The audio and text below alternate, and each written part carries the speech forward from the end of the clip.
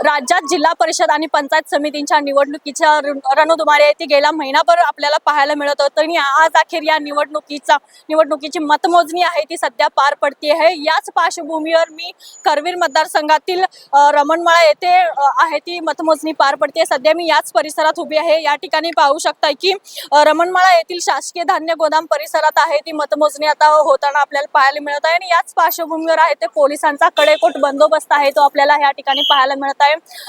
केंद्राच्या दोन्ही बाजूस आहे तो बॅरिगेट्स लावून पोलिसांकडून आहे ते रस्ता अडवण्यात आला आहे आणि कोणत्याही वाहनांना विनापरवाना आहे ते आतमध्ये या ठिकाणी सोडलं जात नाही। खरं तर याच मतदान केंद्रावर आहे ते 200 मीटर अंतरावर जमावबंदीचा आदेश आहे तो लागू करण्यात आलाय। त्याचमुळे पोलिसांकडून आहे ते कडेकोट बंदोबस्त या ठिकाणी आपल्याला पाहायला मिळत आहे।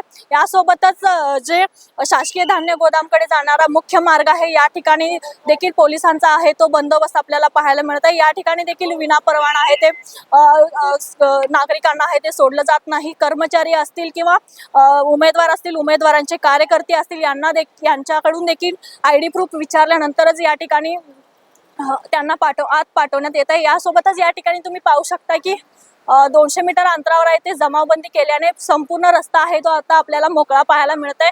कोणत्याही वाहनांना या ठिकाणी पोलिसांकडून सोडलं जात नाहीये।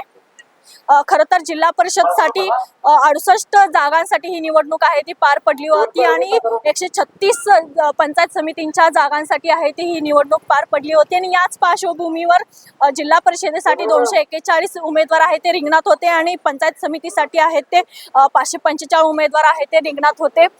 खरं तर शनिवारी 7 फेब्रुवारी रोजी मतदान आहे ते कोल्हापूर जिल्ह्यामध्ये पार पडलं होतं आणि याच दिवशी 74.45% इतकं मतदान आहे ते झालं होतं आणि आज अखेर मतमोजणी आहे ती पार पडते। याच पार्श्वभूमीवर उमेदवारांचा जो काही निकाल आहे ते थोड्या वेळातच आता स्पष्ट होईल। एकंदरीतच या निवडणुकीच्या पार्श्वभूमीवर आहे कोल्हापूरचं राजकीय वातावरण आता आपल्याला पाहायला मिळत होतं आणि आज अखेर विजयाचा गुलाल कोणाला लागणार याकडे सर्वांचंच लक्ष लागून राहिलं आहे।